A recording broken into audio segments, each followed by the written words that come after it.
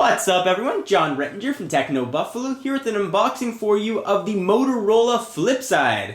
Let's go ahead and see if this guy's worth your hard-earned 99 bucks.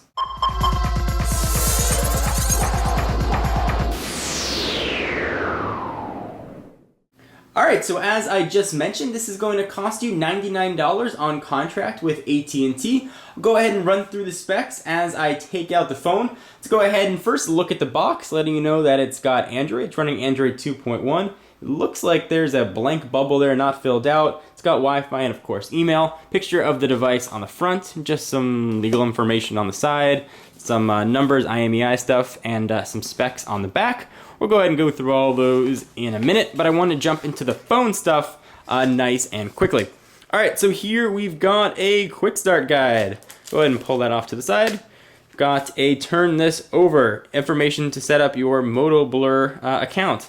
Alrighty. So go ahead and pull out the phone, push it off to the side for just one moment, and see what you're going to get in your box. We've got a micro USB to USB syncing cable, pretty standard for smartphones nowadays. Push that off. We've got a USB wall charger. We've got a 1540 milliamp hour battery, good for probably a little over 7 hours. And we've got the back cover. Let's go ahead and see what the back of this is going to look like, whether or not it's soft touch or plastic or whatever. It is soft touch, and it's sort of soft touch all the way around. All right, so let's go ahead and look at the phone, and let's talk about the specs of the FLIPSIDE. All right, so this guy has a 3.1 inch capacitive TFT display with a resolution of 320 by 480. As I mentioned, it's running Android 2.1 with Moto Blur sitting on top of it. It's Motorola's proprietary Android skin. It's powered by a TI OMAP 340, which is going to get you 720 megahertz processor. It's going to have a decent amount of RAM with 512, so multitasking should happen with relative ease. On the back, it's got a 3 megapixel camera right there, which is going to shoot just standard definition video.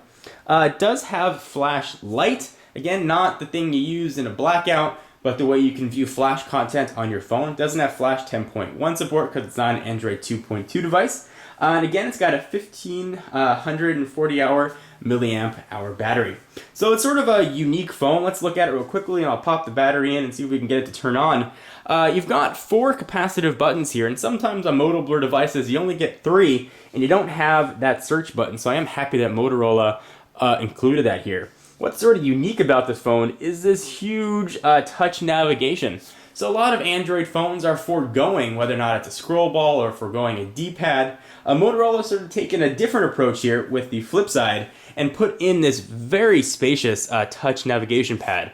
We'll touch on how that works in the review and whether or not it's worth the smaller screen size, or sort of you wish you'd rather have a larger screen with the capacitive button sort of in typical array across the bottom. So it's called the FLIPSIDE, sort of like its cousins, the BACKFLIP and the FLIPOUT, because it sort of flips out to the side. I guess it's more of a sliding mechanism, but it does have a very nice full QWERTY keyboard. The keys are a bit rubberized. There's not that much key throw to them because it is a slider. You can see they're relatively flat, but the keys are nicely spaced out. There's no problem really hitting the top row if you're worrying about your finger hitting it. Oftentimes sliders, that is a problem. It's got a very large spacebar key, function key right there. There isn't a dedicated row for numbers. They're sort of inlaid on the top row of keys. You've got a enter and return, and again, big spacebar, and you have a 4-way D-pad. So continuing our tour here, on the left-hand side of the device, we've got just your charging port. On the right-hand side, we've got a volume rocker up and down and a camera button. On the bottom, just a microphone. Top, 3.5 millimeter headset jack, and the power and lock button. I'm going to go ahead and pop in the battery and see what this thing can do. It's also going to come bundled with a 2 gig SanDisk card. It's probably going to ask me to set up a Moto Blur account, but let's go ahead and check it out anyway. Pop in the battery here and see what we've got going on. So I'm not going to pop a SIM card in yet, but when I do test this phone for my full review, I'll do my typical sort of array of tests. So I'll do sort of 20 calls in different areas to gauge signal strength and whether or not there are any sort of dropped call issues. I found recent Motorola devices to actually be relatively strong in that department. So I'll go ahead and put the back on. This is always sort of a struggle to see if I can do this the first time or not. Let's see if it just snaps in, which it looks like it does. Sort of a snap and slide. So there is the whole phone with the back sort of on. See if that's going to slide off. Nope, back is on. So let me do a real quick size comparison for you so you can see how big this device is going to be and whether or not it's the right one for you. This is more of a mid-range Android handset, certainly slated below AT&T's Galaxy S series of phones. So first, let's bring in its AT&T stablemate. Here is the iPhone 4. You can see what they look like next to each other, stacked. The FLIPSIDE actually is a relatively thin phone, despite having a full QWERTY keyboard. Let's go ahead and bring in a few other devices for comparison purposes. Here is the Palm Pre 2 with a sort of a downward sliding QWERTY mechanism. You can go ahead and stack all these guys and make a smartphone sandwich. You can see sort of how thick those are. And let's bring in one more for size comparisons. Here is the very large Evo 4G. This one does not have a slide-out QWERTY keyboard, and certainly bests it in the thinness department because of that. Let's go ahead and see if we can power this sucker on, or see how long or how quick that takes, although I assume as far as we're going to get is an introduction to Moto Blur. So let's push these other phones off to the side. I will peel off the plastic because I know how much that bothers you guys. Texting and driving, it can wait. So we've got all of that peeled off, and these are still just capacitive buttons. There isn't any sort of demarcation between them. Sort of one big panel on the left side and one big panel on the right. So you've got the Moto Blur logo.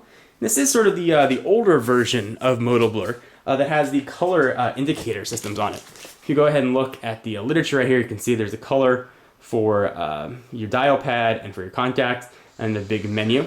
Some versions of Moto Blur don't have that. So this is about as far as we're going to get. Looks like it is pulling in the right time, or at least close to the right time. I guess it's a 12:38 here in California. I guess the default time here is 12:30. Let's see if it'll let us get to the operating system without signing into Moto Blur. Although I don't think it is going to. Nope. So we'll have to register Moto Blur, and I'll come back with a full review here of the FLIPSIDE and see if it's going to be worth it for you. Anyway, guys, I am John Rettinger from TechnoBuffalo. Be sure to check out the website for all of your tech news. For exclusive content, check me out at Twitter, twitter.com/John4Lakers. All those links are down below. See you in the next video. Bye-bye.